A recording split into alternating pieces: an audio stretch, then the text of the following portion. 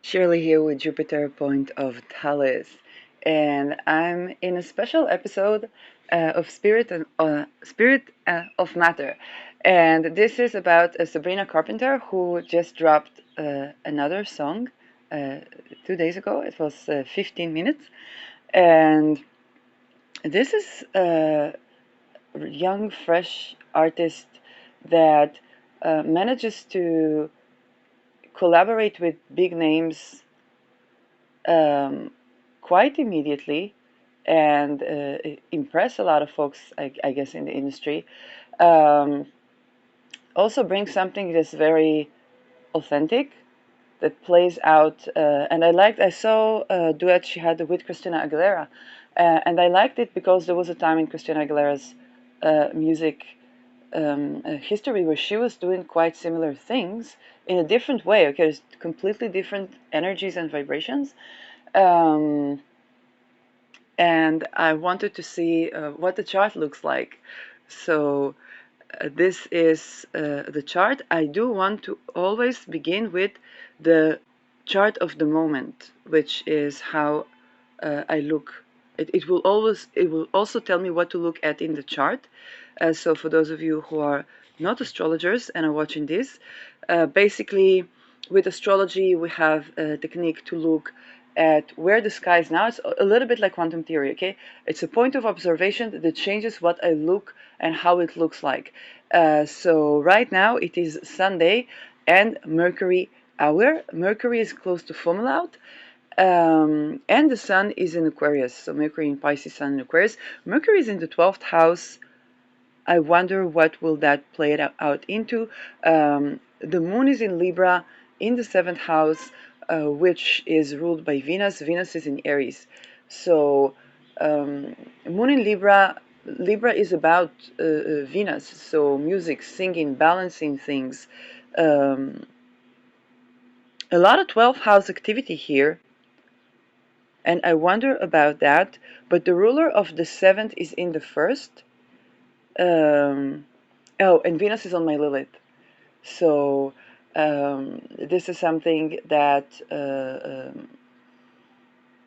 I guess brings out the music related part also in the broadcaster.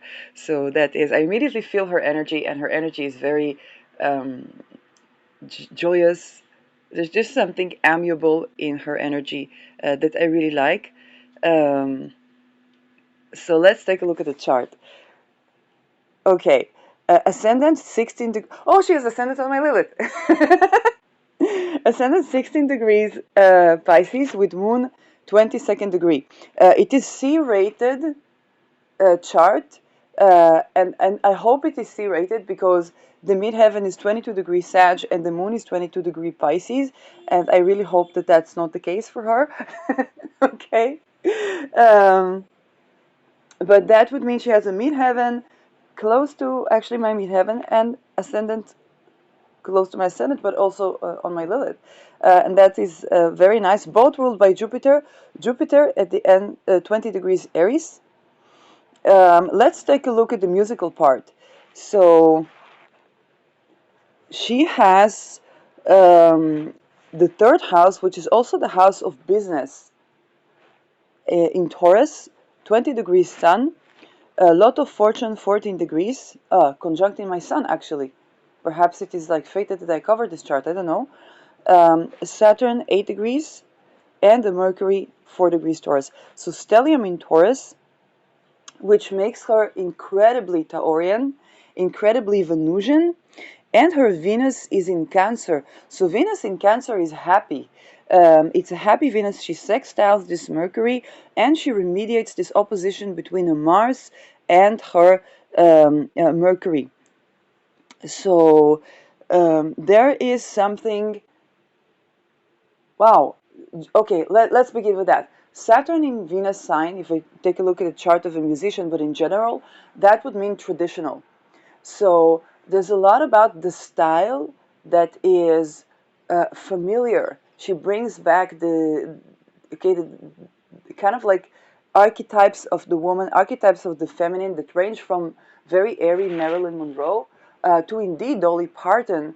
Um, and plays on those archetypes very intelligently in that tradition of women singers. Um, the Venus in Cancer is the emotional Venus, and indeed, Sabrina kind of explores. Um, she does explore relational stuff in a way that is humoristic, and Mercury Venus is indeed brings us the humor in Venus sign about relationships. So something traditional. Um, Sun in Taurus in the third house. Oh my God, we both have Sun in Taurus in the third house. Mine is a different decan. Um, and okay, I get now. There's a lot of things I've been getting around that. I'm like, oh, I get it now, because we don't look the same at all. So uh, and the Sun in the third house in Taurus, and I believe that is given feminist. So it is. Um, it's also a singer and a dancer and a performer. By the way, she could absolutely be doing something like what I do, like a podcast or a vlog, or something you do every day. Um, and here with Venus in the fifth house, that would be entertainment business. So for me, for example, Venus is in the third, and I'm indeed doing a podcast. For Sabrina, she's doing the entertainment business, and basically being a singer that is a star. If you're thinking about 15 minutes, you want to think about the Saturn and Mercury conjunction. And first of all, Mercury can have like dual meaning. Saturn is time. Mercury is something small, so short time.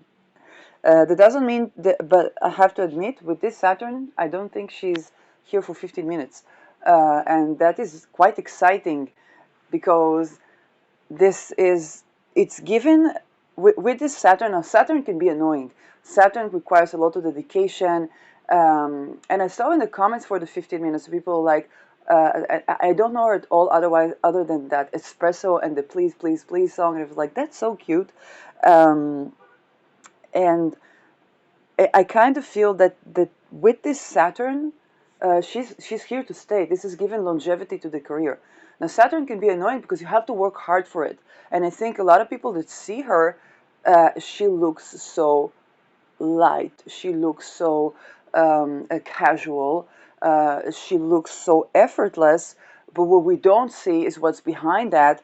And that could definitely be given years of work that got us to this point. And she makes it look effortless. Like, I have to admit, from astrology perspective, I look at this chart, knowing the person is a musician, and it's taken me back to the days of Fred Astaire, of the time where people would perfect an art um, to such degree that they really are masters of, okay, of that craft.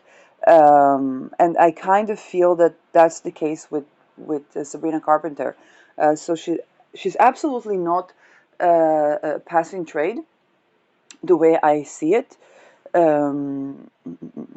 Also, this Jupiter Uranus, okay, ruler of her ascendant and midheaven. If it's indeed the correct degrees, I don't know. Ruler of her ascendant, sextiling Jupiter Rahu. That's telling me, first of all, ruler of the ascendant with this aspect to Uranus gives longevity to her life mission. What she came here to do, connecting with outer planets, because she's here to stay. Oh, this is Ketu. Yes, but still with the outer planet with Uranus. Now I have to admit, she could be doing astrology, and she could be working with astrology, and it would even be benefic as a Ketu remedy. It can also be that she came from the world of astrology, came from the world of that science, also Neptune here in the 12th house. And when I look at big thinkers, at people that affect the fabric of reality, I look at the 12th house and what do they bring from the 12th house? Because the 12th house is almost like the dreamscape. It is the place of exile, the place of isolation, the place of other worlds. And bringing that into a public house, which by is done here by the third and the fifth, is something, and with the ruler of that wealth in the third, she is bringing a type of music that plays with the time, something from way back, but way back into the future. And she plays with those times that's classic, that stands the test of time. This is what I actually really like for Sabrina. She's definitely here to stay, and she's definitely bringing something that humanity had been longing for, because Neptune here, okay, is bringing our longings and bringing the. I think if people were thinking, oh, we don't get to see the stars like when they were stars. Okay, we don't get to see. We get to see a lot of other type of stars, which is lovely. But there's the longing for the. What about the 20s? What about the 30s? What about those women? And Sabrina brings that with her persona into the art in a way that stands the test of time.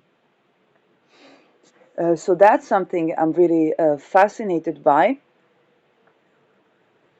Um, Mars in Libra is interesting because it adds a certain. Mars, although is not considered exalted in Libra, okay, it's in sign of detriment, but Mars in Libra brings, yes, it brings a certain sort of friction to her music, and is indeed something that we see happening in the songs. Lilith in Scorpio. Now that Mars is ruling over Lilith. Lilith in Scorpio, 27 degrees Scorpio. First of all, Lilith is in the face of Scorpio that is nostalgia. And she's bringing the type of Lilith that we could be in nostalgia about. And this is why I'm not surprised she got so easily connected with people like Dolly Parton. Because it's the Lilith of it's kind of like the sexual feminism that remind us of Marilyn Monroe, that remind us of Dolly Parton. And I love it that she has such easy flow of communication with these women, because she naturally embodies that as a younger generation. And I love the respect that she's getting from these women. She definitely deserves that. So that is the kind of it's the kind of Lilith we haven't seen. And as an astrologer, I can say, if I can look at why am I looking at this chart? So Venus is right now in connection with my Lilith, and if that ascendant is true, so this is also my Lilith and my true Lilith being perfected here. I really love it for Sabrina that she stands the test of time, and what I love about her, and that's actually a very Taurian thing, and that is everybody's going to do a trend, and she's going to be outside of that trend. She's going to do her. And she's going to be outside of those trends, and that's something that stands the test of time. People may like it, may not like it, but this is who she is. And if I compare, for example, let's say Beyonce was setting trends. She's been kind of very futuristic, and she would be kind of adapting herself to the spirit of the time, or to the common spirit of the time. Also, a great astrologer. With Sabrina, it's kind of like, this is who I am. It's less the reinventing myself, but this is who I am, and that is the difference, I think, between that Libra and this Taurus. Um, Something very real, very authentic, but also very idyllic. Bringing this Neptune, and that Neptune actually squares her Mercury, and is in a T-square with her Mars, but is remediated by that Venus. Whereas her moon in Pisces, sextiling her Sun. So we have the water and earth energies. That Lilith in Scorpio is one of those, yes, the sex symbols that are going to stand the test of time. Gen Zer, okay, Pluto retrograde in Sag. Okay, not connecting with anything much here, but Pluto in the 10th house gives us someone, again, that, and what I like about Pluto retrograde, I'm also Pluto retrograde, but in Scorpio, is that Pluto is usually something hidden. But with the retrograde, there can perhaps be more willingness to discuss taboos. And she does, even 15 minutes is kind of like that. Hey, hey, let's talk about this thing that you all talk about. Okay? Um, and I might add, for all these people working in that corporate job, you're going to have to do the same thing. Okay? To keep your corporate job. So she has her 15 minutes of fame, supposedly, which I think is going to be way more than that. But she at least doing her. And so Pluto in the 10th house can add a powerful persona. It can bring power relations to your public image. Um, and with this Jupiteris, it's actually ruled by a planet that remediates between where she was, where she's going, and Rahu, 17 degrees Leo, ruled by that sun in Taurus. What my prediction is that she will be one of the people who own her business. So I don't know if she plans to have her own label. Um, that could be the case for her in the future, and she's definitely here to stay. Okay, she's definitely here to stay. She's definitely here to be that performer, and this is a feminism that brings. I think what I love about this from astrology perspective is that is a connection between those feminists like Marilyn Monroe, like Dolly Parton, that celebrate sexuality, okay, and she brings that and connecting those feminists that did not forget to be a woman into the next generations of being a woman singer or a woman in general. And when I say woman, okay, that can be many things in this area, especially with that Uranus Ketu. Okay, I know that Marilyn Monroe was playing a lot of androgynous, okay, situation, which Sabrina doesn't play on that looks or visibility. At least is what I saw. It doesn't mean that she wouldn't in the future, but definitely that notion of, hey, I can be sexy, I can be myself, I can be authentic, I can be. And I really, by the way, I really like that short when she tried to taste whiskey and she's like, I can't stand that. Because that would have been so country and so this and so that. I was like, well, I don't like that. I don't like the taste of that. And that was really authentic and really it's really a part of the persona. It's like, hey, those are all the classics. This is something that I like. This is something that it doesn't. I can't even. So I'm really excited to see what will she be doing in the future. I would not be surprised if Sabrina will own her own label. Um, and she might have a stand in entertainment industry that stands the test of time, but also entrepreneurial. There's something I wouldn't be surprised if she'll do some entrepreneurial business um, in the entertainment industry. So fascinating chart, fascinating singer, someone that in the age where it's very difficult, people don't have an album and we are in a bit of a war, so it's difficult to do shows. And then there is this artist, which I think is compatible with the spirit of the times. Um, and I wonder what would even be the medium and the media that we'll see her doing, because it's definitely classic, and I don't know like where is it going, but it's for sure here to stay. So fascinating energy, very honored, and love her music. So, yeah, this is Spirit of Matter on Sabrina Carpenter.